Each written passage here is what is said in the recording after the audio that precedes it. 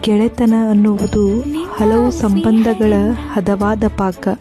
ಒಬ್ಬ ಒಳ್ಳೆಯ ಗೆಳೆಯನೊಳಗೆ ಮಾರ್ಗದರ್ಶಕನಿರಬಹುದು, ಗುರುವೂ ಇರಬಹುದು, ಪ್ರೇಮಿಯೂ ಇರಬಹುದು. ಅದು ಅವರವರ ಭಾವಕ್ಕೆ ಬಿಟ್ಟಿದ್ದು. ಗೆಳೆಯರೇ ಇಲ್ಲದ ಮನುಷ್ಯರಂತೂ ಇರುವುದಕ್ಕೆ ಸಾಧ್ಯವಿಲ್ಲ.